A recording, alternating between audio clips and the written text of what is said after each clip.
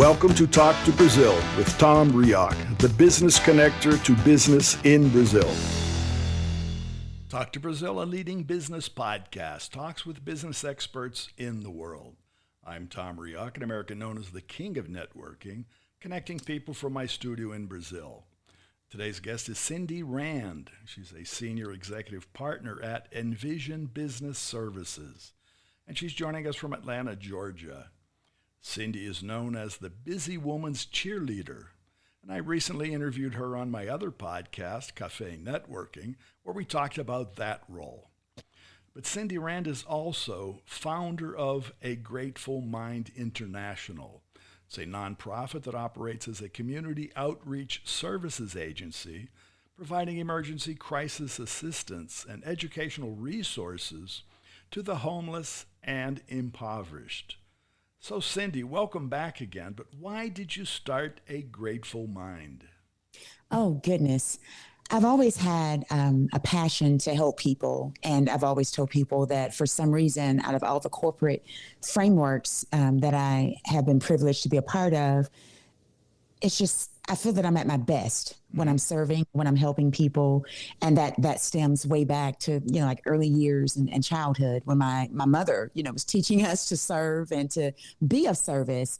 And so with me personally, and it took me a while to even be able to articulate it because there was still so much pain behind my personal story. I too have been homeless. I was a young mother, young bride in an abusive relationship and found myself homeless trying to get out of it. And so I've operated, I would say, in service to help people for decades. But in 2011, it was just this, I was just strongly compelled to formalize our efforts to actually help homeless people, families with children, and transition them. Well, you've been there, literally. Yes, and I having have. been there and where you are today, as a role model, which you are, it is possible to change. Yes, But it is. you need help, right? Absolutely. And that's where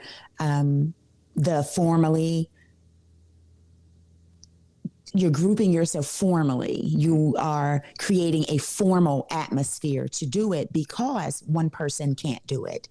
Again, working with this for years.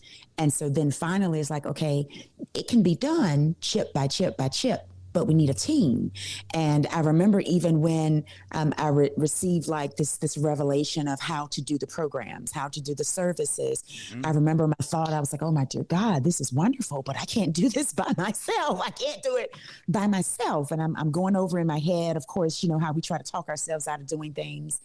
And it was just a point of creating a team of like-minded individuals, as usual. That's the thing that I do, to create a team. So that's why formalizing was important. Oh, and the point that you bring in, from the name of what you call yourself, community, it's community outreach, right?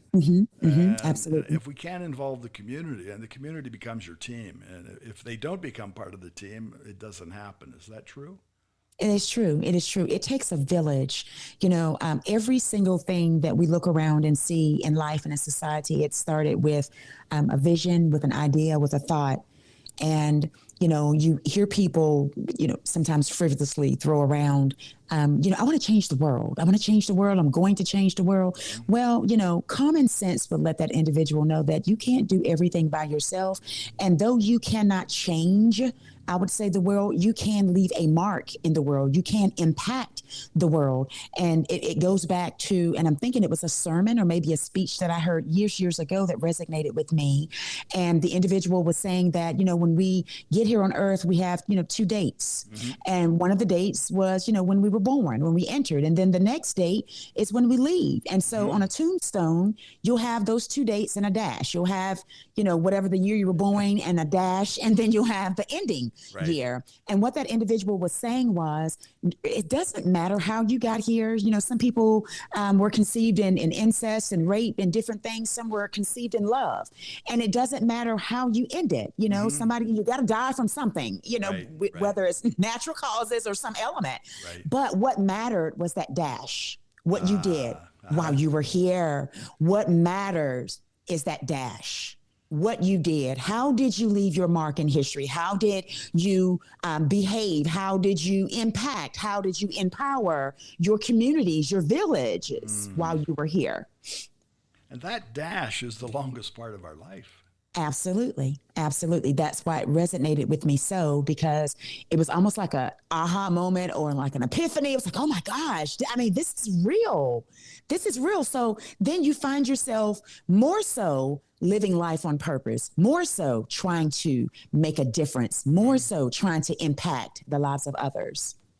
Yeah, well, and I find that where everybody's talking about their legacy, and obviously it's after the dash, and when we get to that final number, when somebody's gone, that people start talking about the person, Yes. right? Yes. And they actually start publicizing whatever that person did, the good, bad, the ugly, whatever, and the ugly sort of drops off. Everybody forgets Right. that.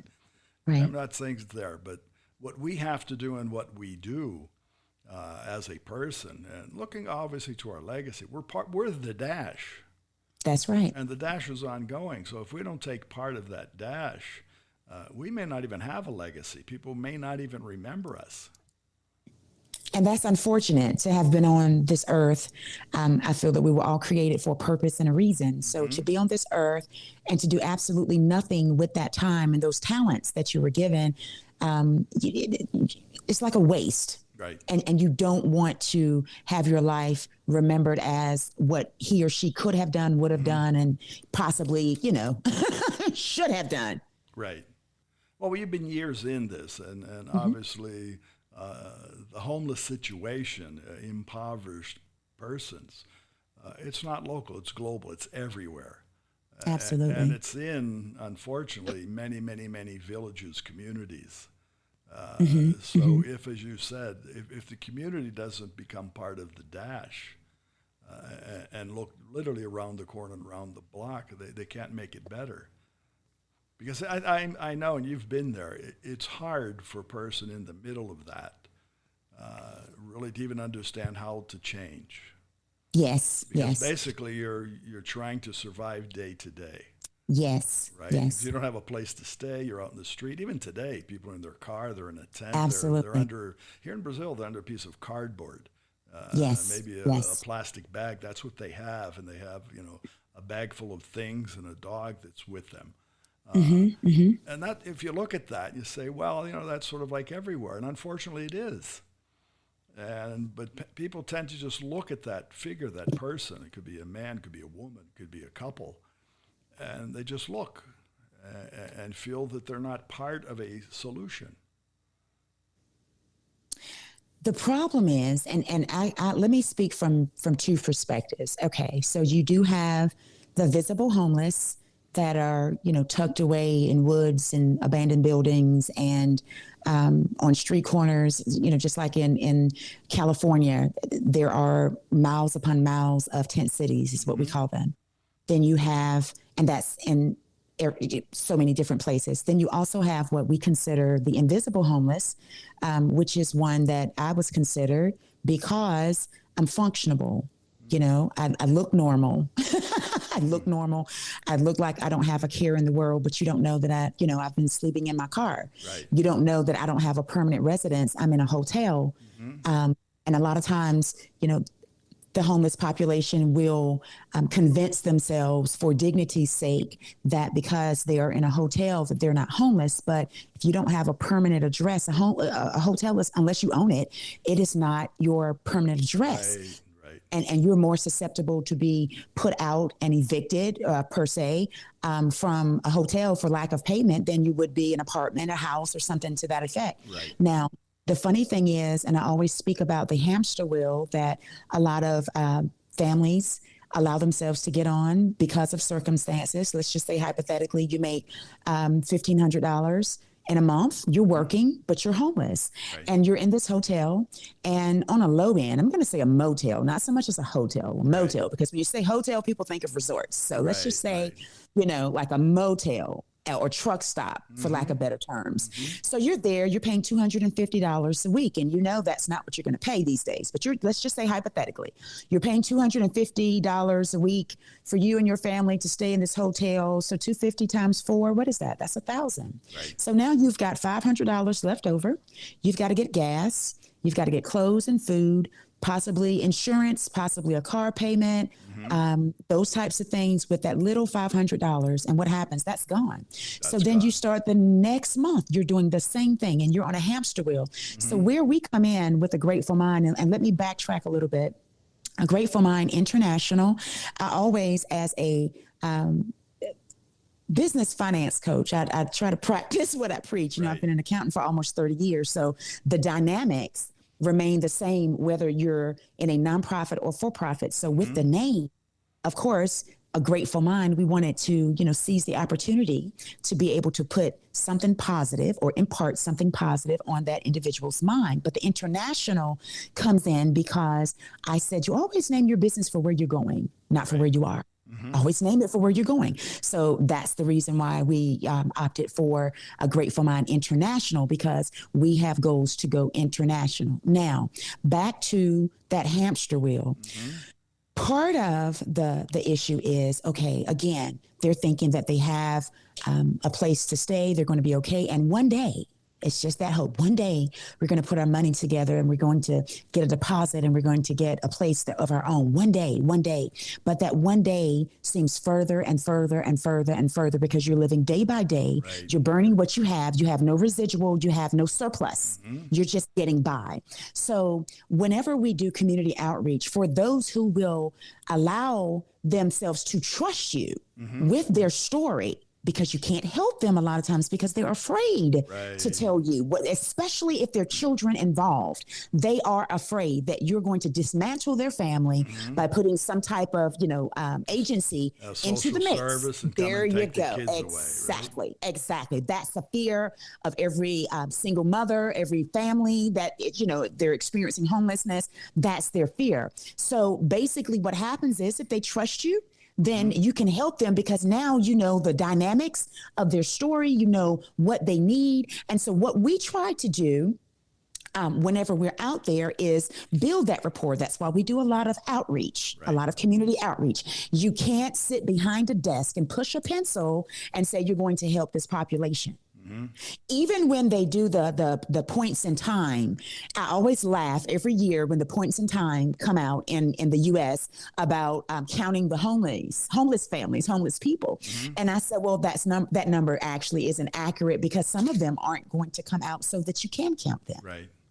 So you build a rapport, and when you build a rapport with them, then you're able to impart this positive and give them resources. And even when we pass out food bags, we don't just pass out food bags because that's temporary. We pass out bags with resources, bags with books, community resources.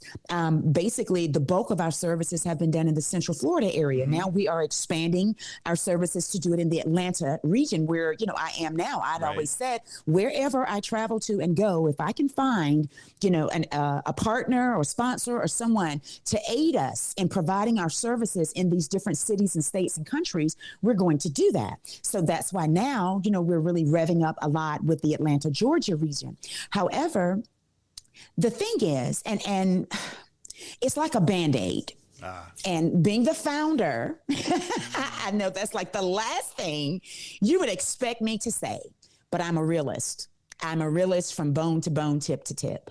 And that is the reason why a Grateful Mind International has been from the onset set up in phases, phase 1 and phase 2. So I will say our first phase has been a lot of community outreach as far as hands-on educational resources, because we require them to have some type. If you keep coming back for services, we require you to take one of our educational resource training sessions.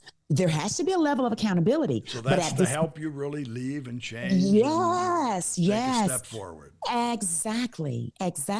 But phase 2, which is where we are now, we are feverishly and eagerly trying to raise funds for housing because Prior to, though it was effective, phase one was effective, it still is effective because you have to, again, build these relationships to be able to help. We know that we need to acquire housing for these people to be transitioned. So that's what we're working on in phase two, so that all of our efforts don't seem like a Band-Aid. We really want to transition these people, but we know that you have to have affordable housing and you have to have transitional housing in order to get them and transition them from one phase of being homeless to being self-sufficient with a self-sustaining plan. Because back to your hamster wheel, the lack of housing, the lack of where to stay, obviously leads to health problems. Absolutely. So Absolutely. back to the little money that persons have, there's really none even to take care of their health. Exactly. And so normally they get into a position where they may not even be able to work or to do things. Absolutely. So then a lot of them are veterans. A lot of them are seniors. They're out on the street, or they're living where they can, or they'll get their disability check. They'll go to a hotel for a couple of days. When that runs out, then they'll go back to the street until the next check comes. It's really a sad epidemic. And yes, even as, the good book says, there'll always be poor among you. However, we are to embrace and give to them generously, not just ignore them. The biggest thing a lot of times we experience when we're out, and I am one, I don't care, I've been asked, oh, why don't you just stay behind your desk and look pretty? Why do you put yourself in the midst of that? Because they matter too, and I've been there. And so for me, I am a working executive. You're liable to see me out there on the street with the rest of the people, because I tell them all the time, you can't effectively serve a population that you're not out there engaging with. You have to engage. You have to engage. You can't sell something if you can't buy it. If you don't Exactly. buy it. Exactly. And you are, amongst other things, you are a keynote speaker. You're a thought leader. Yes. And what you're doing and what I'm sure you do there in the States, you need to speak. We have to bring this out. We have to talk about it. That's where the engaging, because if we're just the silent partner in this, nothing's going to happen. And then you have to watch. To change what's happening is to change people, and that's through talking, that's through communication, that's through speaking. Absolutely. It's very important. The biggest thing that we encounter a lot of times is something as simple as, okay, sir or ma'am, would you like soda? Would you like water? Would you like juice? And I'll never forget the gentleman one day, he said, oh, I have a choice. And it went so much deeper in me than I think even he could imagine. And I said, sir, you always have a choice. A lot of times when they're completely at the end of the rope and they're living on the street and you come and you help them, they figure, okay, I'm like a dog and I just take what I can get. I like to continue to humanize people. I don't like for them to feel that they have no choices, because if you feel like you have no choices, you figure you have to accept the situation that you're in, and you don't.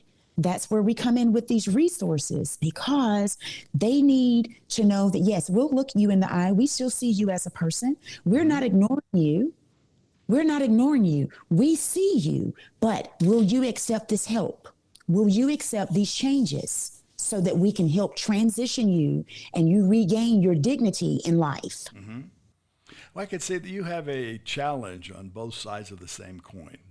One of what we've been talking about, talking to the person, that person or family that may be on the street in the condition that you mentioned. But how do you speak? How do you involve the corporate, the business side? Because the same thing, the community, they're part of the community. And I don't say they're part of the problem, but corporations, companies, business persons, it's their community. So how do you, as the speaker, and what you're doing, how do you reach out to companies? How do you involve them? I'm constantly talking about the issue, not to weigh as a burden, but awareness, bringing awareness to it, bringing awareness to, as you said, both sides of the spectrum. We do a lot with social enterprises where we partner with companies. We're constantly seeking partnership. Even, right now, if someone wants to partner with us for the programs, to be able to acquire housing, to be able to further our program with phase 2, to shelter them with transitional housing, they can do that. So in those arenas, a lot of times those people, whenever they invite me or I'm speaking, they'll say, they'll make mention of a Grateful Mind International or some of the other things that my hands are in. And I will follow suit with that conversation of awareness. And so, yes, even with our volunteers, because our first phase, we were volunteer staff. All of our funds went to the community. We had some, we tried to keep, and again, with that accounting side of me, we trimmed the fat. We try to keep everything lean. You're a numbers person, right? No, I am a numbers person. Cost benefits there as part of life. Exactly. And so everything was lean. Now, I do realize going forward, in order for us to grow and really have the proper hands in place, we need to hire some staff that can oversee more of the volunteer staff so that we have that level of accountability where we are a priority and not a sidestep.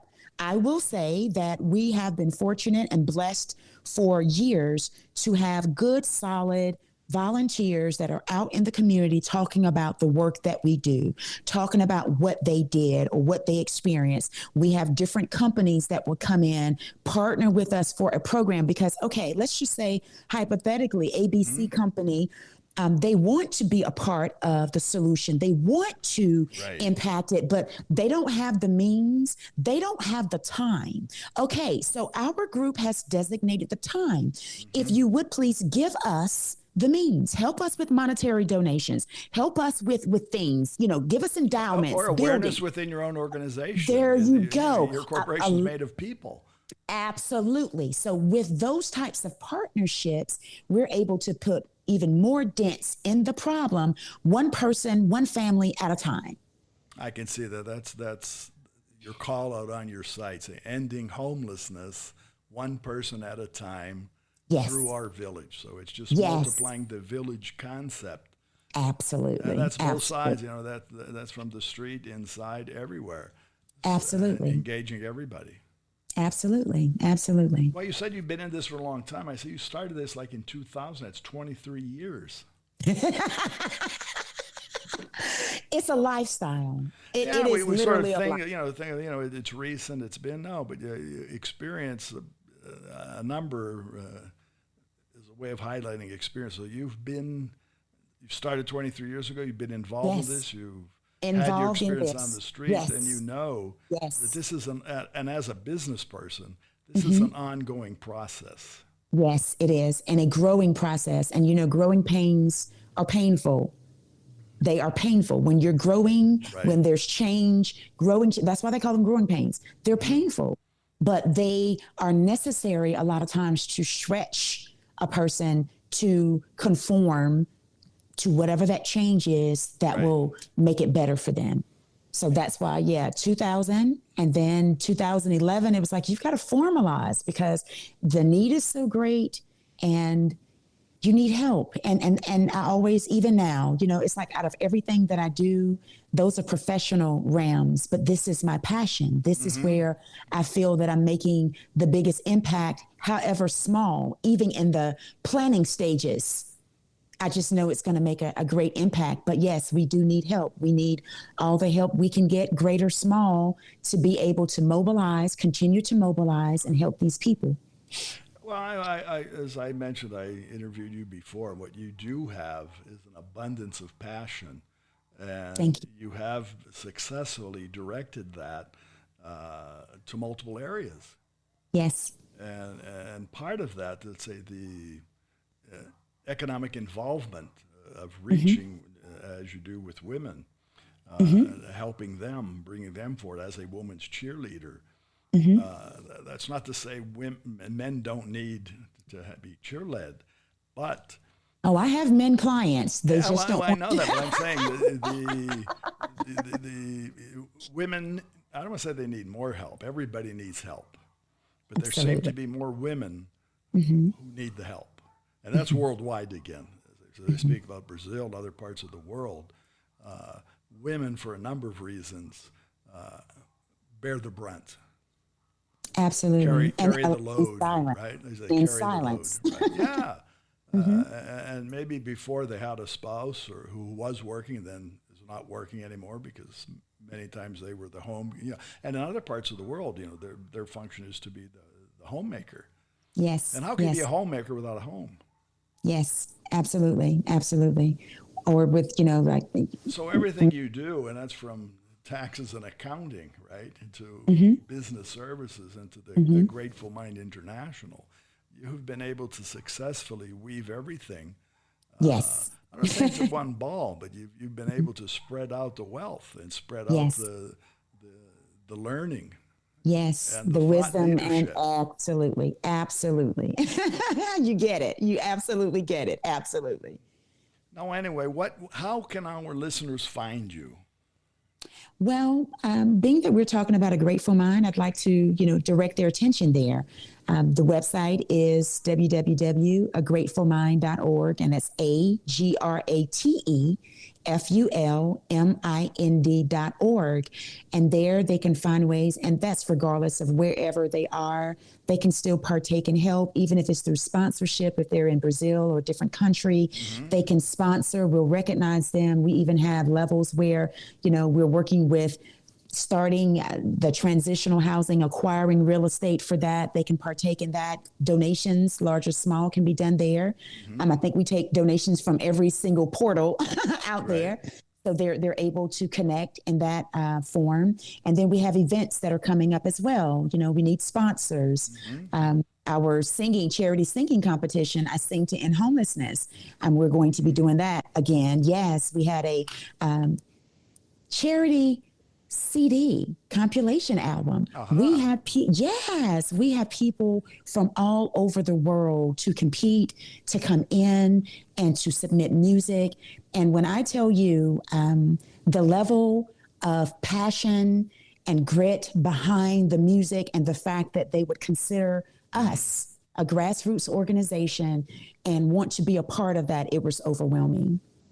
Wow. Completely overwhelming. Yes. So that's a place you're offering really your site, gratefulmind.org is offering it's process orientation. Yes. Yes. Of how to solve a problem, how to involve, how to Get find involved. your village and make it grow and become better. Absolutely. Absolutely. Absolutely. We're excited about the future. You're excited and nervous at the same time because you've got these big goals on the table. It's like, okay, we need housing. We need buildings. We need, if it's an old schoolhouse or, Right. we need something so that we can start to transition them. Because, let me back up just 30 seconds here.